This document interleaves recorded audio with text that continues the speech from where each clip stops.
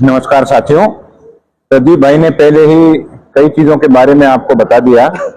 मैं उसमें थोड़ा सा एक बार जोड़ूंगा। जो राम मंदिर वाले जो चोरी का मुद्दा है, उसमें एक गहन बात है जो सबको समझनी जरूरी है। कहीं छोटा सा भी अगर कोई काम हो, कोई चोरी हो, तो पुलिस कस्टडी दी जाती है, पुलिस रिमांड पे दिया जाता है। मैंने कई सालों में पहली बार ऐसी चीज देखी है कि इतनी ज्यादा संख्या के लोगों की आस्था भगवान राम जी के साथ जुड़ी हुई है और उन्होंने अपनी आस्था के कारण जो दान दिया है, उसमें चोरी के लिए जो व्यक्ति अरेस्ट हुए हैं उनको सीधा जुडिशियल कस्टडी में भेजा है, पुलिस रिमांड नहीं दी है। ये अपने आप में एक बहुत गंभीर बात है। ऐसा क्यों हुआ, इस पे सबको सोचना जरूर है। और इसीलिए मैं समर्थन करता हूं प्रदीप भाई की बात का कि इसमें सिटिंग सुप्रीम कोर्ट के जज द्वारा उनकी निगरानी में जांच होनी चाहिए। दूसरा एक मुद्दा जो हमारे ग्रामीण क्षेत्र से जुड़ा हुआ है, खाद की आज के दिन एक भारी कमी देखने को मिल रही है। हमने कुछ समय पहले जून में हमने प्रशासन को पत्र लिखकर आगाह किया था इस बात से कि अभी जब बारिशों का समय आएगा तब किसान को खाद की जरूरत पड़ेगी, इसलिए अभी इसी समय प्रावधान किया जाए ताकि उस समय खाद की कोई कमी ना हो। कल सिवानी में देखने को मिला, बहुत बुरा हाल था। आज बीरन कोई जाके देखे, रोड जाम हो रखी है, लोग आए हुए हैं इस इंतजार में कि खाद मिलेगी। तो ये कमी तुरंत प्रभाव से हम मांग करते हैं दूर करी जाए।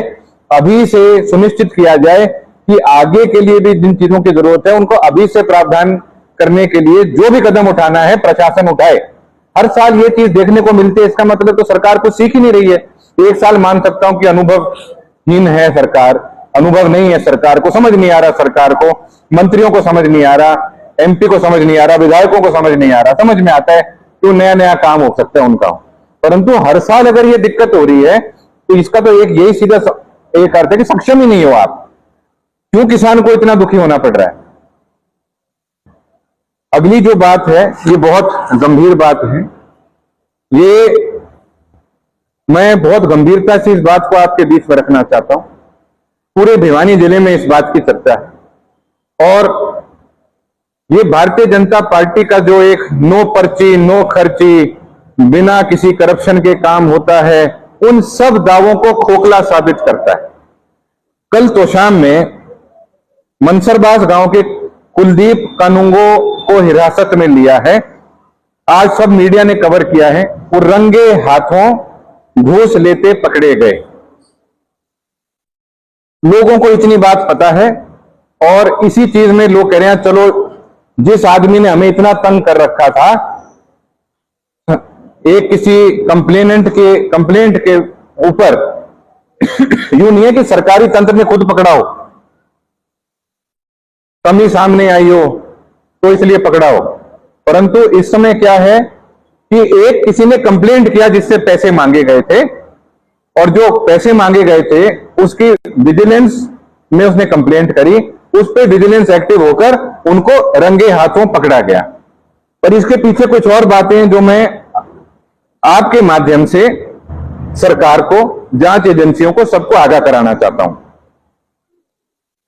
कभी भी कहीं कोई पैमाइश की बात होती थी तो ये एक कंपनी को मशीन से पैमाइश करने के लिए बोलते थे। वो कंपनी बताते हैं ये जांच का विषय है, उनके खुद के बेटे की कंपनी है, तो इनकी सारी प्रॉपर्टियों की जांच इसलिए बहुत जरूरी है। उस कंपनी की एक एक करी हुए काम की जांच करानी बहुत जरूरी है, क्योंकि खुद के पुत्र की कंपनी को काम दिया जा रहा है। दूसरी चीज, इनके फोन रिकॉर्ड की जांच होनी बहुत जरूरी है, किन किन से वो लगातार बात करते थे। ये तो एक ऐसा इंसिडेंट है, जिसमें रंगे हाथों उनको पकड़ा गया है। इसलिए जहां जहां भी मशीन से पैमाइश हुई है और उनकी कंपनी ने करी है, उन एक एक जो पैमाइश हुई है उनमें दोनों पार्टियों को पास जाकर उनसे जांच करनी चाहिए कि उन एक एक जांच में क्या हुआ था, क्योंकि ये बहुत बड़ा खेल है। उसके बाद में जहां जहां इनके पोस्टर लगे हैं, आप देखो एक बड़ी विचित्र बात है कि एक सरकारी नौकर ये बात कह रहा है कि मैं भाजपा का सीनियर नेता हूं। अखबारों में ऐड दी गई है, पोस्टर लगे हैं, किसी एक कोई प्रोग्राम होना था उसके पोस्टर लगे हैं, उसमें नीचे जो 5-6 फोटोएं हैं उनमें से एक इस व्यक्ति की है। आप सब जानते हैं जब भी कोई इस प्रकार की फोटो लगाता है, किसी में आस्था हो, किसी को अपना नेता मानता हो, उसके किसी प्रोग्राम के लिए कोई अगर वर्कर फोटो लगाता है, वो तभी लगाता है जब उसकी पूरी तो आस्था हो, पूरा संरक्षण हो और वो पैसे साथ दिए। तो जिन जिन के साथ में फोटोएं लगी हुई हैं, मेरे ख्याल से उनकी भी जांच होनी चाहिए कि कहां कहां किस तरीके से क्या क्या काम किया जा रहा है। जिस गांव से ये आते हैं, इन्हीं के परिवार के वहां पर सरपंच हैं, वहां पर जो काम हुए हैं उनकी भी जांच साथ के साथ होनी चाहिए, क्योंकि ये सब मिला हुआ है। मैं वहीं पे गांव में गया था, एक पंचायत घर, एक जो परस सी बनी हुई थी, पहले ही बारिश में सीलन से भरी हुई थी वो। तो हर एक चीज को बहुत गंभीरता से देखा जाना चाहिए। फिर इनके बेटे ने, जिनकी एक फर्म है तोशाम में, इन्होंने एक ब्रांडेड जूतों की और कपड़ों की दुकान खोल रखी है। उसके सारे रिकॉर्ड चेक होने चाहिए। वहां किसने उसका उद्घाटन किया, कैसे वो प्रोग्राम बना, इन सब चीजों की गंभीरता से जांच होनी चाहिए। क्योंकि और इसके साथ साथ और कुछ व्यक्ति हैं जो साथ जुड़े हुए हैं। मैं इसीलिए कहता हूं उनके फोन के रिकॉर्ड की अच्छे से जांच होनी चाहिए। कहां कहां फोन किया है पिछले साल 2 साल में, किस किस चीज से उसको जोड़ा जा सकता है, किसके साथ घूमते थे, वो सब चीजों की जांच होनी चाहिए। क्योंकि बिना संरक्षण के ऐसा काम नहीं हो सकता। पूरे हरियाणा में क्या अकेला तोशाम ऐसा जगह था कि जहां उनकी पोस्टिंग होनी थी? सिर्फ तोशाम में ही क्यों उनकी पोस्टिंग हुई? और पिछले इतने समय से जब यहां पर ये सारा काम चल रहा था तो सबने क्या आंख मूंद रखी थी? एक परेशान बेचारे कंप्लेनेंट ने, शिकायतकर्ता ने जब मुद्दा उठाया, तभी विजिलेंस टीम ने आके, मैं विजिलेंस टीम की दाद देता हूं कि उन्होंने बिना किसी प्रेशर के ये चीज करी। हाँ, एक बात और है, ऐसा बताया जा रहा है कि कल जब वीडियो वगैरह बना रहे थे तब एक शख्स, नैनी से जुड़े हुए एक शख्स ने उस जो अधिकृत तौर से वीडियो बना रहे थे उसको तोड़ने का भी काम किया, देखकर भागने की कोशिश करी, हाँ पकड़ में आ गया। तो उसके खिलाफ भी मुकदमा दर्ज होना चाहिए। क्योंकि अब तोशाम और भिवानी की जनता तंग आ चुकी है, प्रशासन की कमी से, कानून व्यवस्था का बुरा हाल है। एक ऐसी स्थिति यहां पर बनी हुई है कि हर कोई एक भय के माहौल में बन रहा है। कोई पोस्टर लगाए तो पोस्टर नहीं लगाने दिए जाते। कहीं आप देखो खानक में या और जगह पर पहाड़ों के काम की हर जगह तो गड़बड़ हो रही है। ये तो सिर्फ झांकी है, असली तस्वीर आनी बाकी है। तो मैं इसलिए जांच एजेंसियों से, प्रशासन से, सरकार से ये मांग करता हूं, आप नारा देते हैं नो पर्ची नो खर्ची का, रंगे हाथों खर्ची देता पकड़ा गया है व्यक्ति, जो लेता हुआ पकड़ा गया है रंगे हाथों।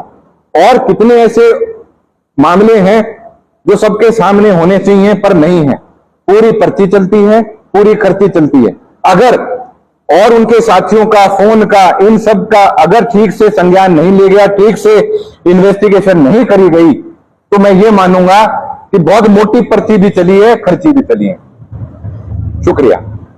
आपने जिक्र किया संरक्षण का, कहीं न कहीं उसमें आपकी जो बहन है और आपकी जो साथी है उनके पोस्टर के साथ फोटो लगा हुआ था, क्या मानते हो? मैं आपको यही बताना चाहता हूं,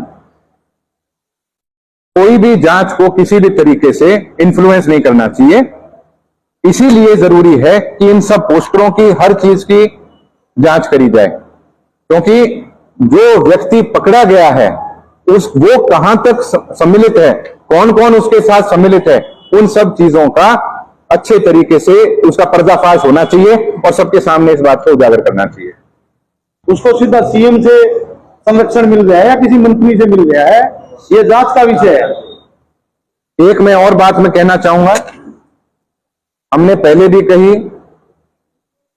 कुछ समय पहले हरियाणा के पूर्व मुख्यमंत्री मनोहर लाल खट्टर जी ने हरियाणा के निर्माता और सबसे प्रगतिशील मुख्यमंत्री चौधरी बंसीलाल जी के बारे में एक ऐसे लहजे में बात करी जिससे हमारे पूरे इलाके के हर व्यक्ति के दिल को ठेस पहुंची है।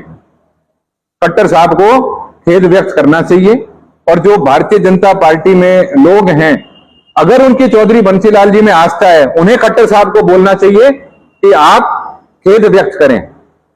मैं खट्टर साहब जैसी या किसी दूसरी भाषा शैली में कभी नहीं बोलता, ना मैं बोलूंगा, ना मैं बोलना चाहता। हमारे कांग्रेस पार्टी में बड़ों की इज्जत करने का एक नियम है, एक हमारा कल्चर है, इसलिए मैं बहुत सम्मान के साथ इस बात को कहता हूं।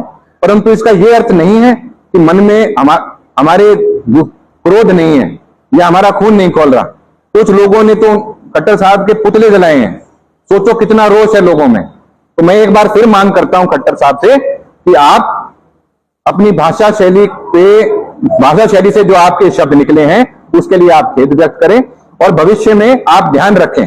और भारतीय जनता पार्टी के नेतृत्व को भी मैं ये बात कहूंगा, कभी भजनलाल जी के बारे में कोई गलत बोल देता है, कभी देवीलाल जी के बारे में कोई इसी तरीके से बोलता है, अब चौधरी बंसीलाल जी के बारे में भी बोला, कभी सोनिया जी के बारे में गलत बोल दिया जाता है, कभी राहुल जी के बारे में गलत बोल दिया जाता है। राजनीति में सभ्य तरीके से देश को आगे बढ़ाने का काम करना चाहिए, ये मैं नसीहत देना चाहता हूं। और मैं एक बार फिर इस बात को कहता हूं कि आप ये मत समझिएगा कि ये मामले को हम भूल जाएंगे। आम जनता इस चीज को याद रखेगी, उनके दिल में ठेस पहुंची है इस बात को लेकर, और हम आगे भी चलकर इस चीज को बार बार हम आगे बताएंगे, क्योंकि आने वाले चुनाव में जब चुनाव आएंगे उस समय इन सभी बातों का हिसाब जनता उनसे मांगेगी। और हम भी अपने हमारा जो रोष है, हर तरफ से ये बात आ रही है कि इस बात को हम जाने नहीं देंगे। तो मैं यही एक बार फिर पुनः दोहराता हूं, खट्टर साहब आप हमसे बहुत बड़े हैं, पर आपने जो बात बोली वो सही नहीं थी, अच्छी नहीं थी। आपने एक नारे के बारे में बोलकर अपने आप को बचाव करने की कोशिश करी। नारे आपके बारे में भी बहुत लोगों ने बहुत तरह के निकाले हैं, परंतु इसका यह अर्थ नहीं है कि हम किसी सामाजिक स्थान पर उन नारों का जिक्र कर दें। बहुत नारे हैं आपके बारे में, विशेष तौर पर नारे हैं और नेताओं के साथ में मिलकर नारे हैं, बर्बादी को लेकर नारे हैं, पर हम अपनी भाषा शैली और शालीनता बनाकर रखेंगे। इसलिए हमारी आपसे विनती है, हम आपको कहना चाहते हैं कि आप खेद व्यक्त करें, और अगर आप खेद व्यक्त नहीं करेंगे वो आपका फैसला है, पर जो जनता करेगी वो जनता का फैसला है, क्योंकि जनता के मन में इस चीज को लेकर रोष है। तो आप अगर खेद व्यक्त करेंगे तो अच्छा रहेगा। और जो कुछ लोग पिछले 2-4 दिन से मैं भारतीय जनता पार्टी में दो तरह की बात सुनता आया, एक कह रहे खट्टर साहब ने कुछ गलत नहीं कहा, एक कह रहे खट्टर साहब ने कुछ ऐसा बोला ही नहीं। वो अपना खुद का बचाव करना चाहते, वो उनकी मर्जी है। परंतु अगर आपके मन में कहीं सभ्यता है, कहीं चौधरी बंसीलाल जी के प्रति आस्था है, तो चाहे आप किसी भी पार्टी में हो, अगर आपके मन में इस चीज का विचार है कि पहले कई नेता हुए, चाहे आपस में प्रतिद्वंद्वी रहे हो, पर सबका रोल है हरियाणा के उत्थान में। आप सबको इस बात का ध्यान रखना चाहिए कि आज के दिन किसी भी राजनीतिक पार्टी का कोई भी नेता उनके बारे में कोई गलत बात नहीं बोले। और खास तौर पर जो भारतीय जनता पार्टी के अंदर लोग बैठे हैं, जो अपने आप को चौधरी बंसीलाल जी के हितैषी बोलते हैं, उनके नाम पर आप ये देखना चाहते हैं कि भाई हाँ, हम भारतीय जनता पार्टी में चौधरी बंसीलाल की लेगेसी का कुछ अंश है। आपका सबसे बड़ा उत्तरदायित्व बनता है कि आप अपने पार्टी के नेता को बोलें कि आप इस तरह की बात नहीं बोलें और खेद व्यक्त करें। शुक्रिया।